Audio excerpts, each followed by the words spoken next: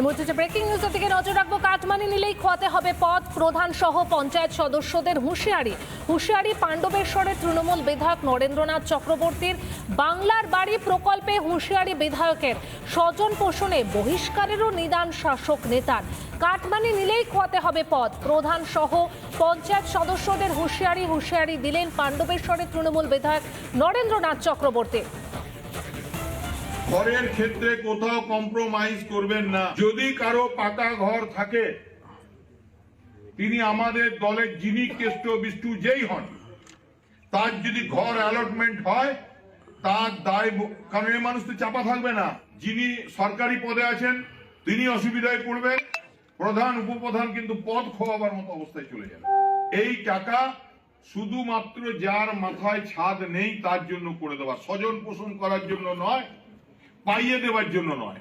যে যাদের অ্যাকাউন্টে টাকা ঢুকছে, এই টাকা খুব কষ্টের টাকা, দিদির ধার করা টাকা। এই টাকা যাতে ৯-৬ না হয়, কোন থার্ড পার্টি যাতে এখান থেকে হাত পেতে গরিব মানুষের কাছ থেকে উৎকোচ না নেয়, কোন গ্রাম পঞ্চায়েত সদস্য যাতে এক কাপ চাও না খায়, এটা কিন্তু আপনাদেরকে অ্যাসিওর করতে হবে, আপনাদেরকে লক্ষ্য। একদিকে যখন তৃণমূল বিধায়ক নিদান দিচ্ছেন যে কাটমানি নিলে পদ খোয়াতে হবে, কিন্তু তৃণমূল নেতৃত্বের এই কড়া নির্দেশই সার। দুর্নীতির অভিযোগ চলছেই আবাসে। আবাস যোজনার ঘর পেতে কাটমানি নেওয়ার ভিডিও ভাইরাল। কাঠগড়ায় স্থানীয় এক তৃণমূল কর্মী। মুর্শিদাবাদের সুতির ঘটনাতে শোরগোল। তৃণমূল নেতার কড়া নির্দেশই সার। দুর্নীতির অভিযোগ চলছেই আবাসে। ভুরি ভুরি দুর্নীতির অভিযোগ সামনে আসছে বিভিন্ন জেলা থেকে। আবাস যোজনার ঘর পেতে কাটমানি নেওয়ার ভিডিও ভাইরাল। কাঠগড়ায় স্থানীয় এক তৃণমূল নেতা, কাঠগড়ায় স্থানীয় এক তৃণমূল কর্মী। মুর্শিদাবাদের সুতির এই ঘটনায় শোরগোল।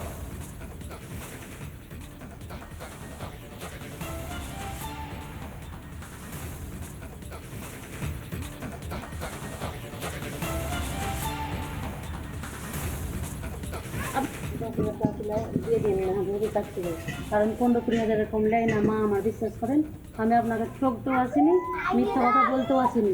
এটা আমি প্রধান মেম্বারকে বুঝে নিব। এবার আপনাকে খোলামেলায় বলবো, কারণ আপনি 10,000 টাকা তুলে দিয়ে দিন, আমি বাকিটা বুঝে নিব।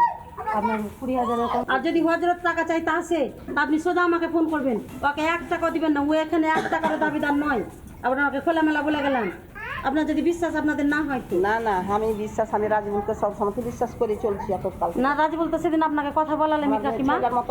আমিও যেটা আপনারা বলছেন কিনা, আর কিন্তু টাকা চাইতে এলেও কাউকে দিবেন না। আমি খোলামেলায় বলছি, এই বুথে কিন্তু আমি একমাত্র আসবো টাকা চাইতে, আর আমি পাবো, আর এছাড়া কেউ পাবে না। তাও এই টাকাটা আমি খেতে পাবো, তাও কিন্তু নয়। আমাকেও যেমন কেউ অর্ডার করছে, কারি কর্মচারী, ও কারি কর্মচারী। সিস্টেমটা হচ্ছে এই ধরনের। আর হজরত যদি টাকা চাই দিয়ে দিন না আমাদের কাছ থেকে, কারণ 15-20 কম লেয় না। মা আমার বিশ্বাস করেন, আমি আপনাকে ঠকতেও আসিনি, মিথ্যা কথা বলতেও আসিনি। এটা আমি প্রধান মেম্বারকে বুঝে নিই। 4-5 দিন আসা হয়েছে। কি বলছে এসে?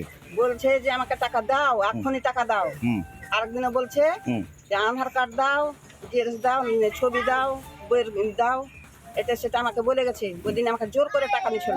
আমি টাকা নাই, আমার খাইতে পাই না, আমার টাকা নেই, আমি কি করে দিই? কত টাকা চাইছে? ওই দিন 5,000 চাচ্ছিল, আর কেলে সে বলেছে 20,000 নিব। কিসের জন্য টাকা নিতে চাইছে? কিসের লাগে টাকা নিবে তাই চাইতে আমি এত ভেবে পাই না। বাড়ির টাকা ঢুকেছে আপনার? বাড়ির টাকা ঢুকেছে, সেই কারণে কি টাকা নিতে এসেছিল?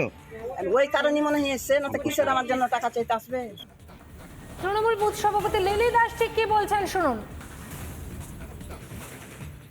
আমি তো নতুন, আমার এই বিষয়ে এতটা অভিজ্ঞতা নেই, ঠিক আছে?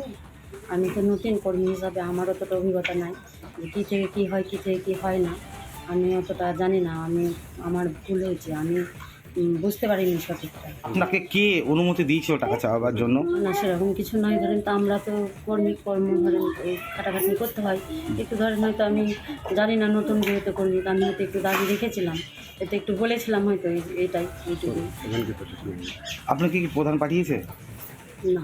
আপনি তাহলে সেখানে কি প্রধানের নাম করছেন, ভিডিওতে দেখা যাচ্ছে। ও, আমি হয়তো বললাম তো আমি নতুন কর্মী, আমার অতটা জানা নেই, ভুলবশত এটা হয়ে গেছে। নানা ধরনের কন্টেন্ট দেখার জন্য লাইক করুন, শেয়ার করুন আমাদের ফেসবুক পেজ, সাবস্ক্রাইব করুন আমাদের ইউটিউব চ্যানেল। পাশাপাশি অন্যান্য ব্রেকিং নিউজের জন্য অবশ্যই চোখ রাখুন রিপাবলিক বাংলায়।